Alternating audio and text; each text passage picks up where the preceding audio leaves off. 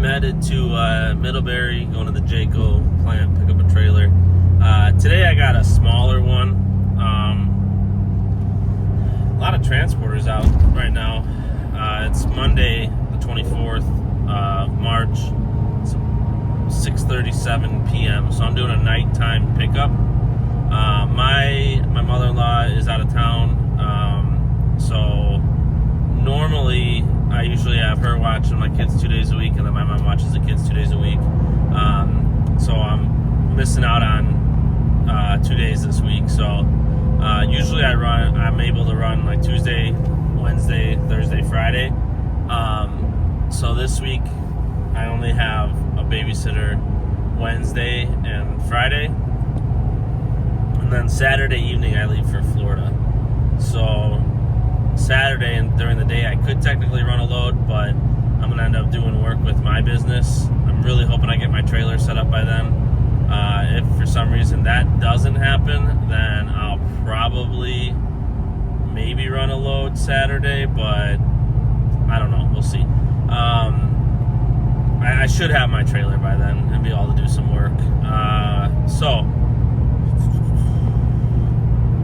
this unit that I'm picking up, I don't think it's very big. I think it's around like 25 feet. I'm taking this home with me tonight, and then I'm going to deliver it tomorrow night. So, because like I said, I don't have a sitter during the day. Today I didn't have one, and then tomorrow I won't have one. So, picking up tonight and delivering tomorrow evening. This one is going up by like Appleton, Wisconsin, so not like a super long trip, but also not really a short trip. So, but it'll be a little easier because I'm breaking it up into 2 days. As far as the rest of my loads, I do have all three of my loads for the week already, which is pretty awesome. I usually don't get a couple at a time and then have to reach back out, but I'm doing another park model bungalow Jayco on Wednesday probably, as long as the wind isn't too bad. It's gonna suck because that load is going all the way up to Wisconsin Rapids. For me, that's a farther run. I'm gonna be like, it's probably a minimum 5 hours with a normal trailer. I'm probably gonna be 6 to 7 hours from Middlebury to Wisconsin Rapids, I would guess, and then it's about 3 hours home. So I'm gonna be pushing my time. Like, I'm probably gonna use up all 11 hours of driving Wednesday, and I'll probably be out for 12 to 13, probably closer to 13, because by the time I hook up the trailer, unhook, all that good stuff, it's gonna be probably a minimum 12, if not 13-hour day, with 11 of it driving. So like I said, it's gonna suck because it's a big unit. I just pulled one of those. I want to say that the one I pulled was like 12,700 pounds. It's 42 feet, just a freaking brick. So if the wind is gonna be like up over 20-mile-an-hour gusts, I'm probably gonna save that for Friday and hope the weather's better then. And then I think I've got an Alliance trailer on Friday. I don't think it's a fifth wheel. I think it's just a travel trailer. So that one's only going to Slinger, Wisconsin. So that's a short run for me. That I should be able to knock out because Alliance is an Elkhart, so I'll pick that up. It's a little bit closer. Friday should be a shorter day for me, which will be nice. Unless the wind is bad on Wednesday, then Wednesday will be a short day, and I'll do a longer day on Friday. But regardless, I'll get it done. I offered to do another park model on Friday just to help out because they're kind of stacking up, but a dispatcher said that he doesn't like to make someone do that twice in 1 week. So, like I said, I don't get paid any more for doing like a larger trailer. I know a lot of the companies will, they pay depending on the size of the trailer and the location they're going to. I get $2.10 a mile no matter where I'm going, what I'm pulling. So when I do like real large travel trailers, like 38 footers, or the 42-foot park models. Like, I'm not. There's no benefit in it for me, but also, when I like Sunday, I pulled a 19-foot little travel trailer, and I still got the 210 a mile. Whereas like a lot of companies would have discounted that little guy to $1.30, $1.40 a mile, $1.50, whatever. So you kind of, the way I look at it is like you win some, you lose some. And you kind of just got to be a company guy and just pull what's needed at the time. And it helps out, because then when I feel like people remember that, like my dispatcher's gonna remember that, hey, TJ pulled these crappy trailers, I'm gonna give him a good one this time. So at least I hope that's how it works out. But yeah, so we'll get those done. I'll only have 3 loads. I think it's only like between $1,800 and $1,900 this week, which really isn't bad considering I'm only going to be doing 3 loads. Around, I don't want to put an hour on that yet, because I don't know what it's going to take to get that park model up to Wisconsin, but Rapids or whatever. But probably around that 30-hour mark, because my 1-2 Slinger, I could probably knock that out as long as I don't run into any issues in like 9 hours. So even if the one up to Wisconsin Rapids takes me 12 hours of work, then I'm still only at 21 hours. And then going to Appleton, that one's probably 10 and a half, so it'll be right around the 30-hour mark. Could, plus or minus an hour or 2. If anything, I would guess plus, not minus, but we'll see how it works out. Either way, it's good, and I already let him know that I'm off next week.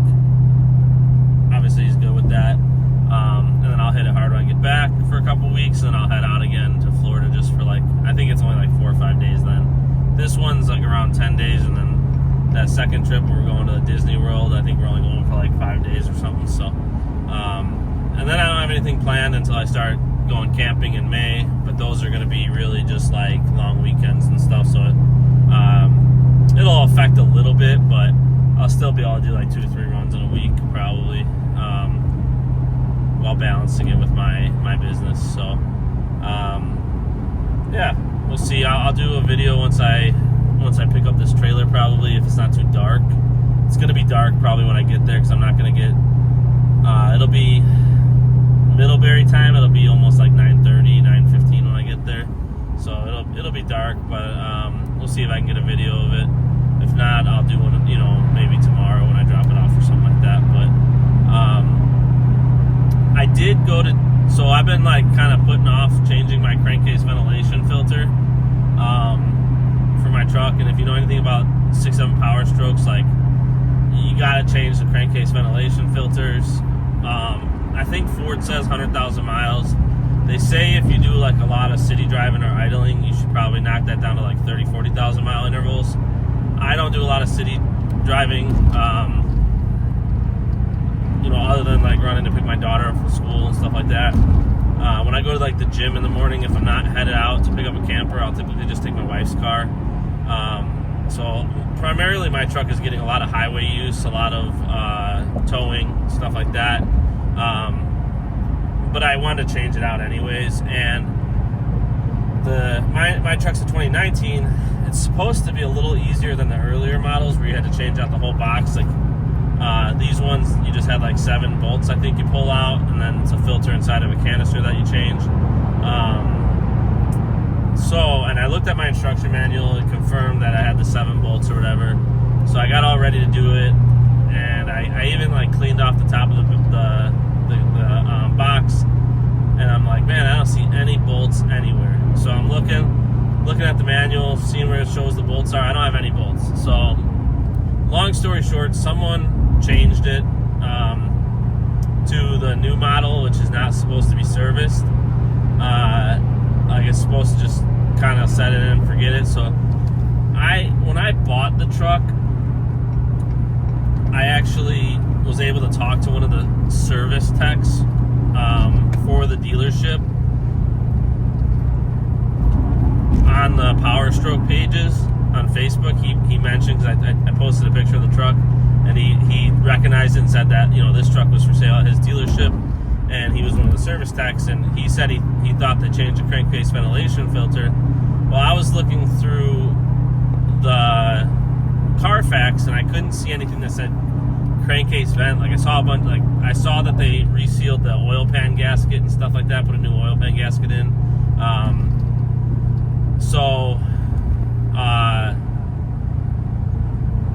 They probably did change the crankcase ventilation, because usually if you start to have any kind of oil leaks, which I'm guessing the previous owner was getting with the oil pan gasket leaking, that's due to a clogged up crankcase ventilation filter building up pressure, and then the pressure has nowhere to go, so it blows out a seal is essentially what happens. So I'm guessing they had to change the crankcase ventilation, and that's why I have the newer style, which I believe they put in like the 2023 and up. So if that's the case, it's been changed, you know, within the last like 35,000 miles. It's probably just fine, because it's not, now it's definitely meant to be like a 100,000 mile thing. Long term, I think I'm just going to delete it, because that's more of an emissions thing. Like, they want to vent it back into the motor. It's not good for the truck, so I think what I'm going to do is go ahead and delete it. And I don't know yet if I'm going to do that myself or have a shop do it, but it isn't like the easiest thing to access, because it's in the back of the motor, like behind the fuel filters, or fuel filter in the motor, and it's just not like the easiest thing in the world. So I did message a diesel shop that's kind of near my house. I haven't heard back from them, just asking, like, you know, what it would cost to do that. So I don't know what to expect as far as pricing goes, but if it's nothing too outrageous, like, I'll probably just let them do it. They'll probably do it way faster than I will, just if they've done it many times compared to me doing it for the first time. And depending on how it works out, I may just go ahead and do like the disaster prevention kit for the CP4 at the same time. That way I just have a lot less to worry about.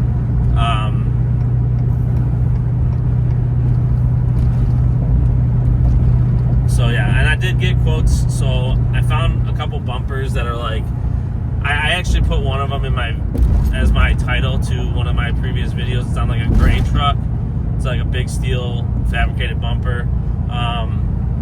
That's kind of the one I'm looking at going with. The only thing is, I don't think it's going to look very good on a factory truck. So kind of trying to decide what to do there.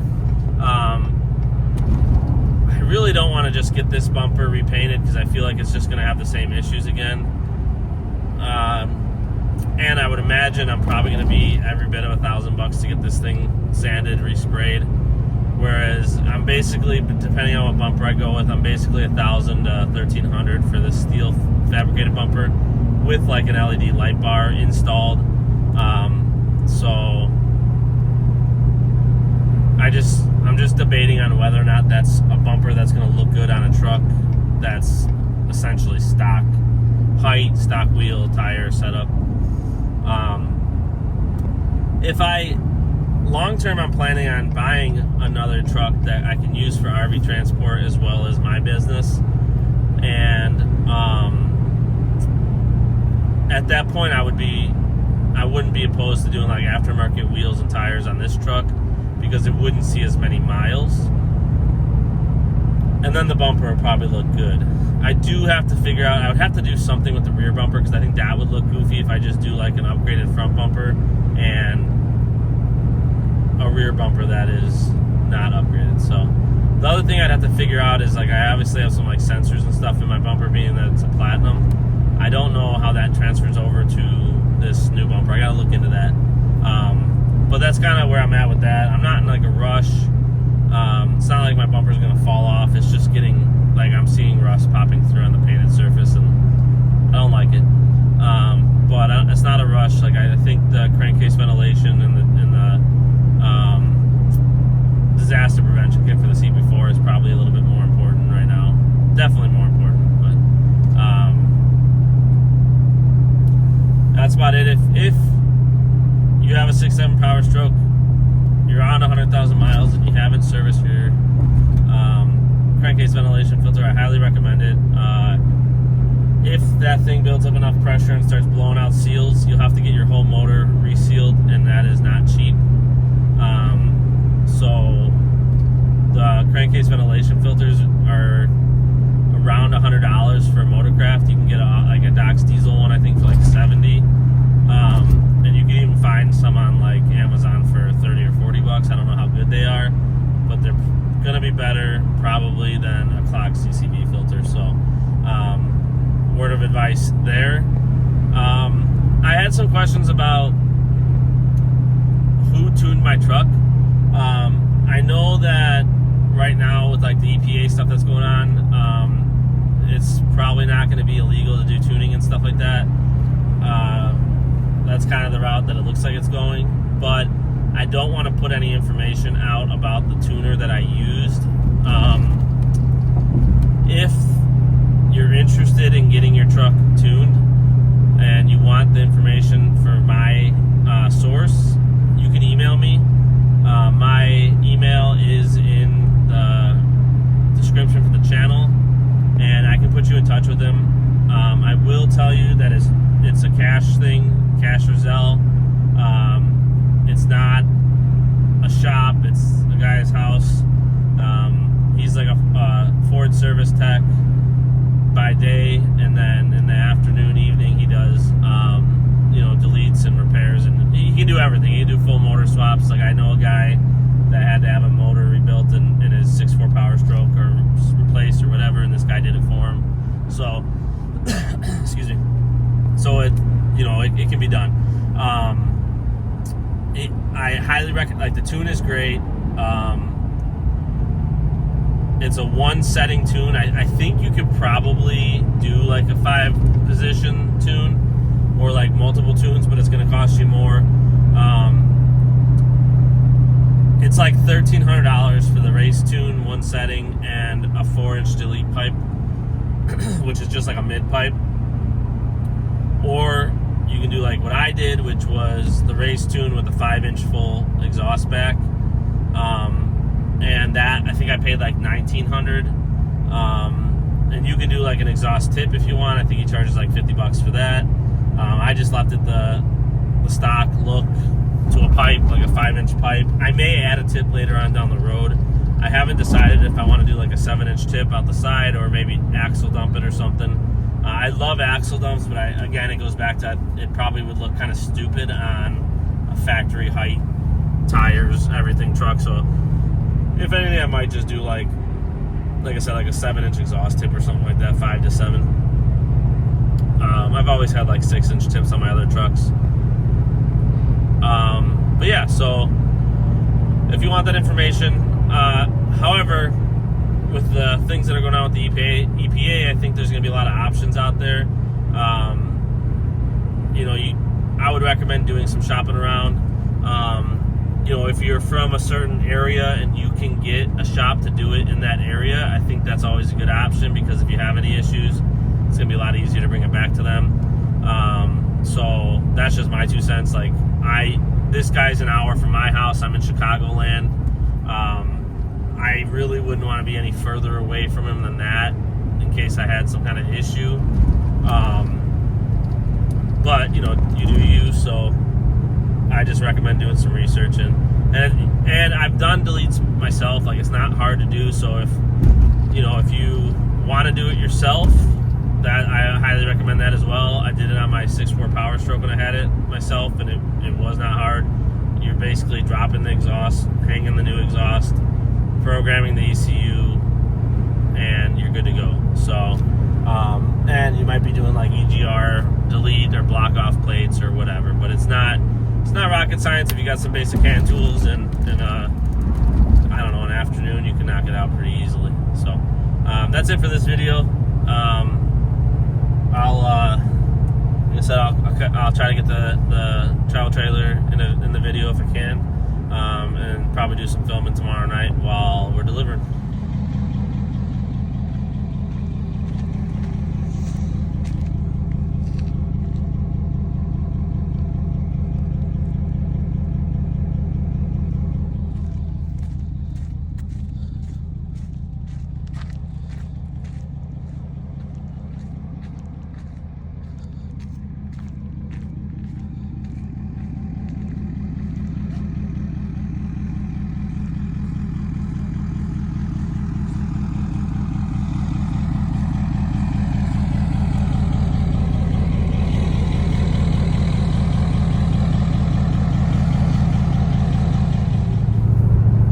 I'm back on the road. I'm headed up to Appleton, Wisconsin with this trailer, this Jayco. It's like 25 feet, I believe. I picked it up Monday night. It's now Tuesday evening around 6:20. So I wasn't able to run during the morning today or yesterday, so I picked it up last night, got home at like 11 p.m. and then left out of my house about 6. Hit some traffic trying to get out of my town. They're doing a bunch of construction and stuff, but on the highway now, so I should get up there around 9 p.m., which would put me home probably a little after midnight, because just unhooking and stuff. I've never done a night delivery at this dealership, so I gotta look and see if there's any procedure for that. But should go pretty quick just doing the night drop. But I am going to have to stop for fuel. I'm at 49% now, which I knew. Could I have filled up during the day today? Yeah, but I would have been filling up on my house, and it would have been, I think it's like $3.30 a gallon right now in my town at the cheapest spot I can go. So I just figured I might as well wait till I get up into Wisconsin, where it's going to be like $2.85 a gallon, save, almost 50 cents a gallon, which it makes a pretty big difference. If I put in, 42 gallons, it's going to be at least $20. So I'll kind of putting myself in a rough situation, because I'm going to probably need fuel before I get there.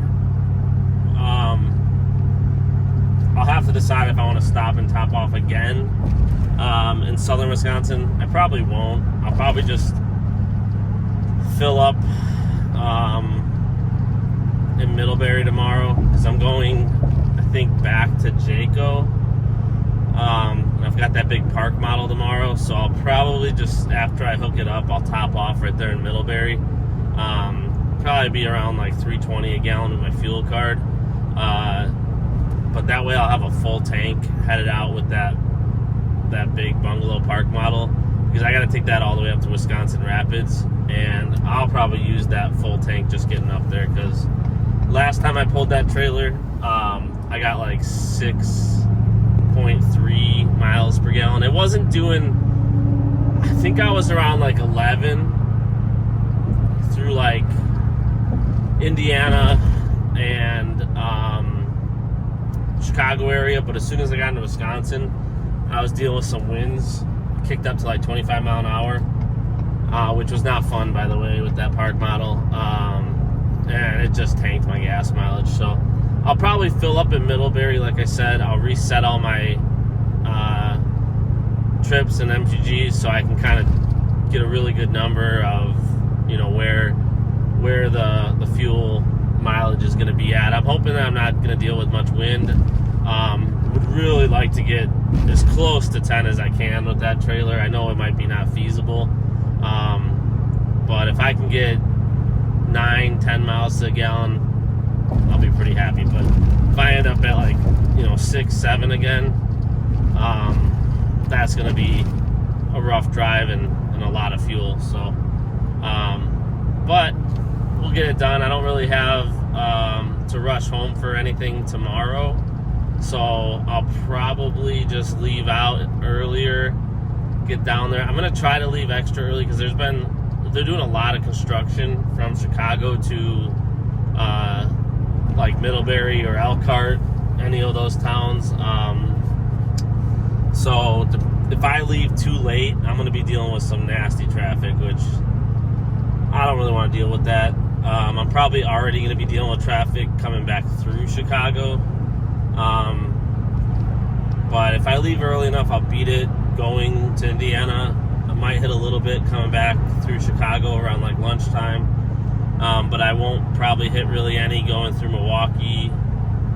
And then if I might hit it on the way back through Milwaukee and then back through Rosemont area in Chicago. But yeah, we'll see. So the one tomorrow is going up.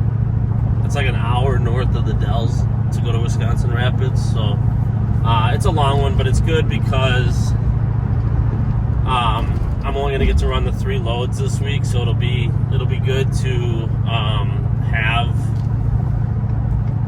a longer one. I've got this one's kind of a longer one, and then that one is a longer one, and then I've got that short one to Slinger on Friday, which is fine. I probably should have asked for a longer one Friday to try to maximize my 3 loads, but I'll still be like, I think in between $1,800 and $1,900 off those 3 loads, so that'll be fine.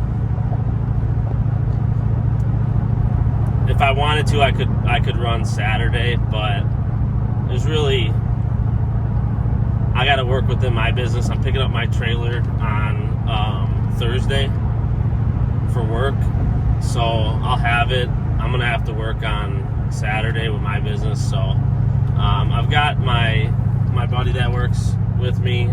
He does like part-time work for me.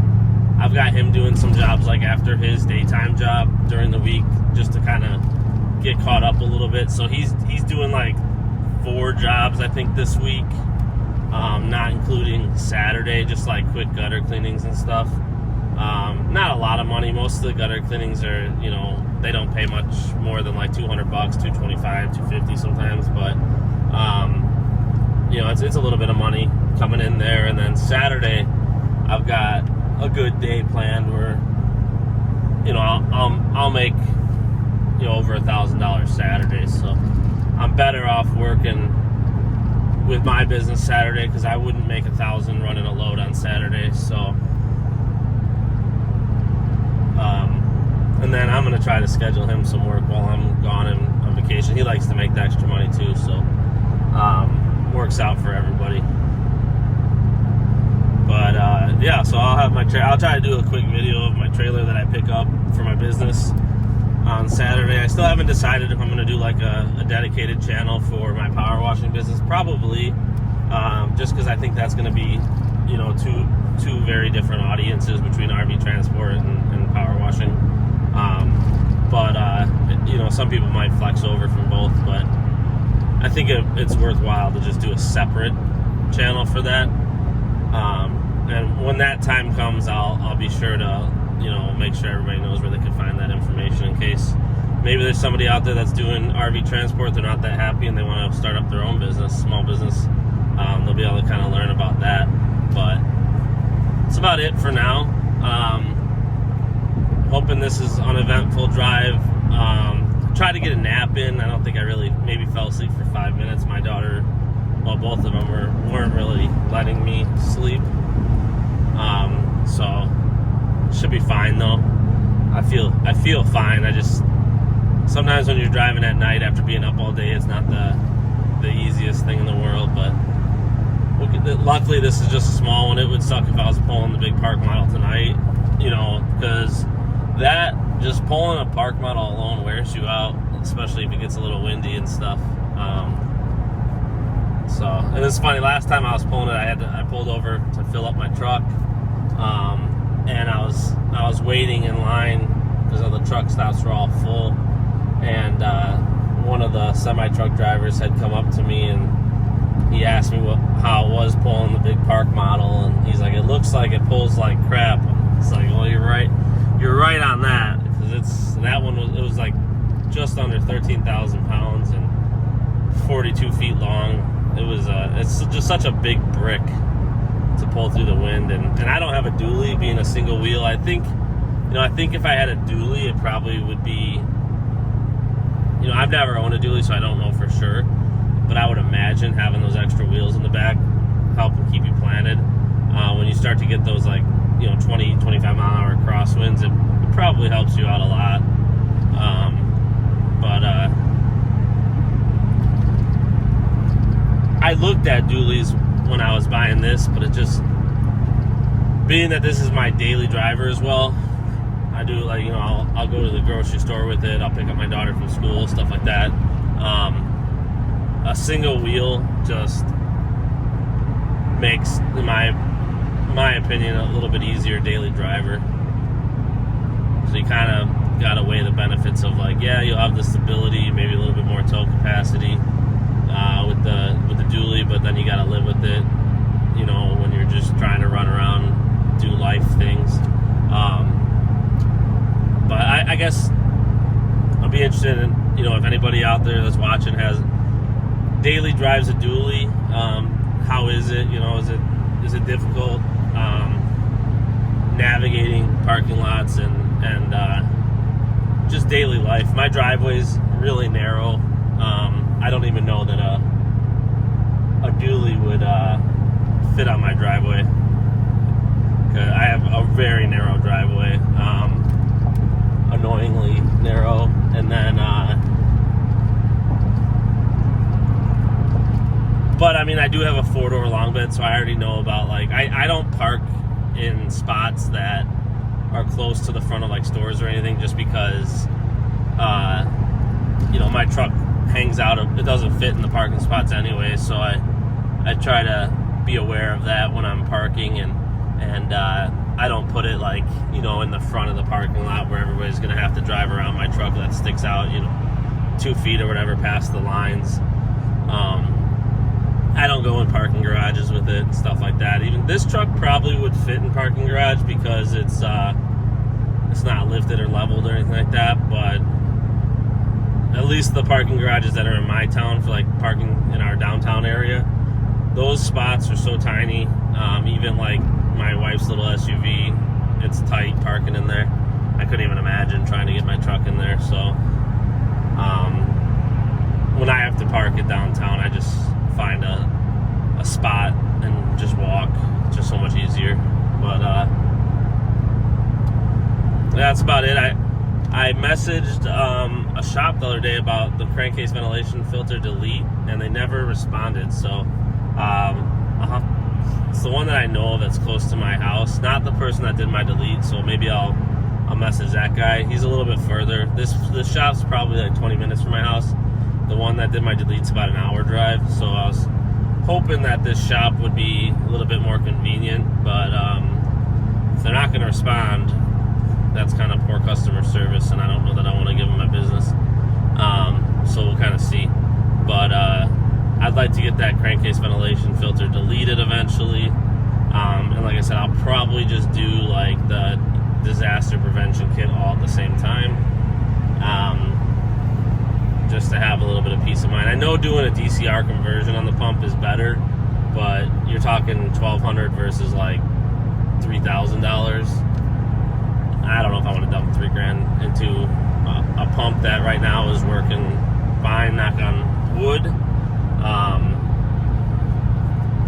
So we'll see. I mean, I've seen guys with 900,000 miles on their factory CP4, but then I've also seen guys with 60,000 miles of grenaded CP4s. So I try to keep a fuel conditioner lubrication in there. I try to fill up at only truck stops for the most part.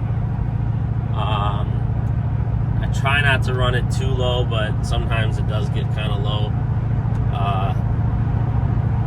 I'm trying to do what I can to keep that CP4 intact, but I know that's the number one issue for Power Strokes, 6.7 Power Strokes, and a lot of other diesels that use the CP4. I know the other manufacturers have moved off. For some reason, Ford is still using the CP4, which I've been kind of holding off on doing anything with the disaster prevention kit or DCR conversion, because I'm hoping that Ford's going to throw out a recall, and they'll switch it to a CP3 or something without me having to dish out the money. But also you run the risk of, if it fails, now you could have a full fuel system that's $10,000 or $12,000. So kind of the risk you take. Like I said, the other manufacturers have switched back to either CP3s or different setups. As far as I know, the Fords, because they have the factory lift pump, or like something similar to a factory lift pump, they have less like CP4 failures than the GMs or the Rams had, but still it's still enough that it's an issue. So we'll see. Maybe I'll just keep rolling the dice, taking the gamble. I'm at 148,000 some change, so maybe that'll be the next video series we can do, is how many miles is this CP4 gonna last before it grenades. But it's about it for this video.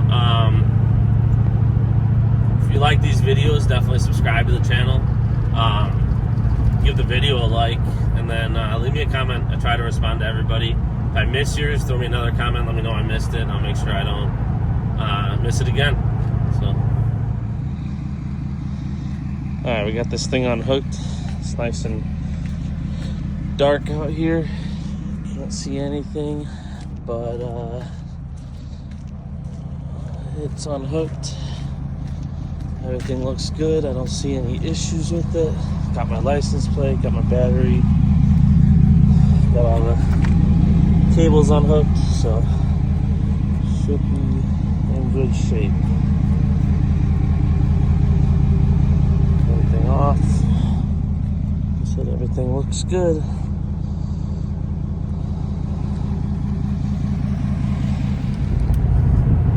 Alright, I dropped that trailer off up in Appleton there. Man, there is no lights in that parking lot. Luckily, I mean, if you're doing RV transport and you're doing any kind of nighttime pickup or deliveries, highly recommend carrying some flashlights. I used it last night hooking up the trailer in the Jayco lot. There's lighting towards like the gates, but if your unit is like down the row, like mine was, there's no lighting back there. So hooking up the battery and stuff like that, it's nice to have a flashlight. It's really nice to have a second person that can hold the flashlight for you, but that's asking for kind of a lot. So always recommend having a nice flashlight. Maybe even like a canister light would be good that you can just set down. I don't have that. I just have a flashlight, handheld one. But yeah, it was dark up there. I did the nighttime drop. It's hard to inspect them when it's that dark, so I tried to hold the flashlight up and kind of like shine it on the unit, look for any damage. Didn't see any. But got it delivered.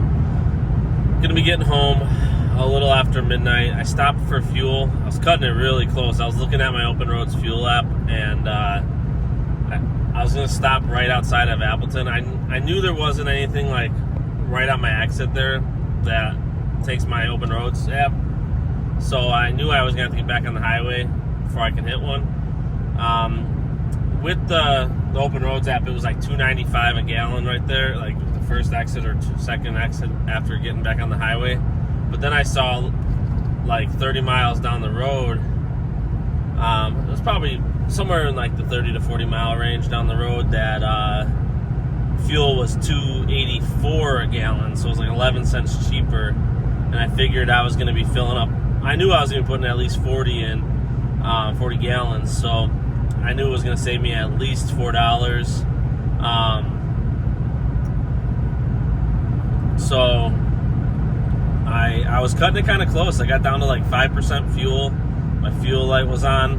I made it. Said I had like 30 miles to go. I ended up putting like 44.5 gallons in. I have a 48 gallon tank, so it was a lot lower than I like to let it get. But I saved 11 cents a gallon by making it to that fuel station. And I mean, when you look at like $2.84, I'm probably gonna pay like around like $3.20 probably tomorrow when I fill up in Middlebury. But luckily, I'll probably still have like close to 3/4 of a tank, or at least 2/3. So I won't be filling up like a full tank like I was this time, pretty much. Yeah, I mean, it's a lot. I saved probably close to $5 total just by driving a little bit further south. And then also I figured, driving that extra like 30 miles, it's going to leave me with a little bit more fuel in the fuel tank when I fill up at Middlebury, so it'll cost me a little bit less then. But yeah, we got that. Got it successfully delivered. Not gonna lie, pretty tired. I was trying to take a nap earlier, but my daughters just weren't letting me, and I'm not used to these night deliveries anymore. So it's the first night delivery I've done in, since I did the one up in the Dells it was like a month ago probably. But that one was a little bit easier because I took such a long break in between. Like, I had stopped in the Dells and took a break and had dinner and stuff like that, and then jumped in the truck, and it was only like an hour each way. So it didn't feel like a long ride. This one, it was about 3 hours from my house to the dealership, and then it said like 2 hours 45 minutes. It's going to be a little over 3 with the fuel stop. I also filled up my tires, or I tried to. They had one of those auto shutoffs.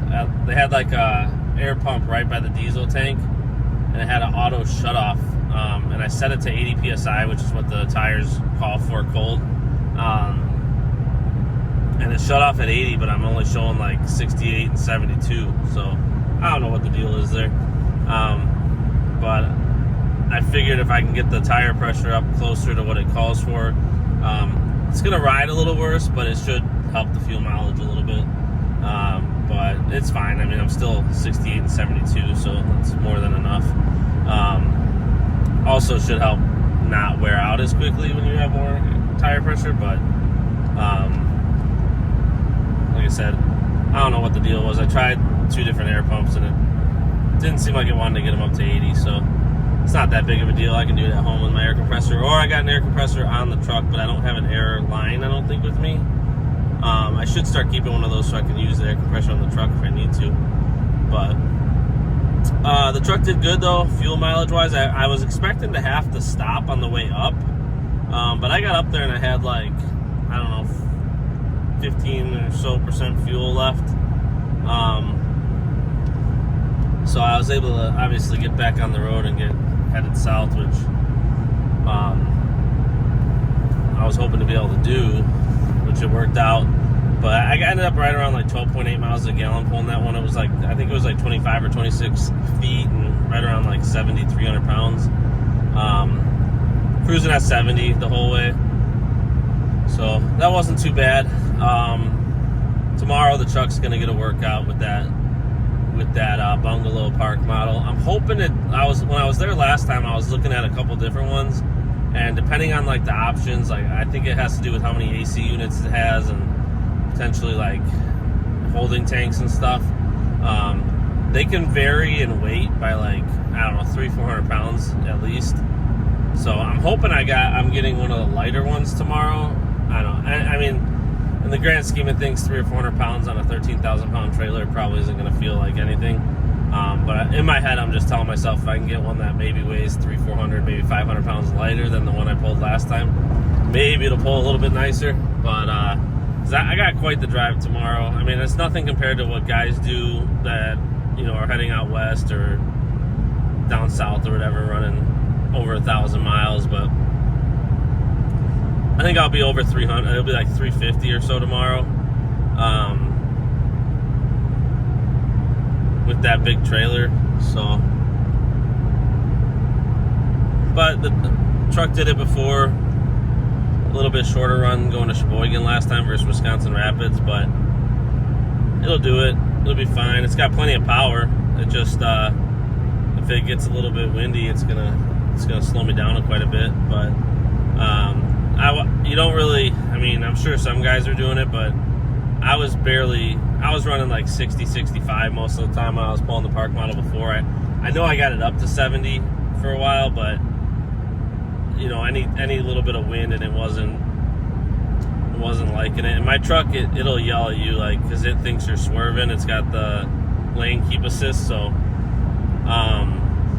it'll tell you to take a break and stuff because it thinks you're swerving, when really the wind's just pushing you around. And then when I was pulling that one last time, it kept like I said, it got windy up in Wisconsin, and it kept on showing up on the dash like trailer sway control, because the trailer was starting to move around, and it would like activate traction control and stuff like that. So hopefully it doesn't get too windy tomorrow. I do have the option though, like if I get there and it's really windy, I'll run and pick up a different trailer. I'll probably know by early morning, like when I'm heading into Indiana, if it's a good idea to grab that park model, or if I should just grab my travel trailer I have at Alliance. So I'll make that this game time decision tomorrow. I think I do want to run if the wind's not bad, I'm going to grab the park model, because I don't really have any reason to have to be home early tomorrow, so I can really just like take my time getting it out there. I'll try to leave a little bit earlier and make it work. So but that's it for this video. Pretty uneventful, a little bit creepy doing the drop off and no lights, but that's what you sign up for with these jobs.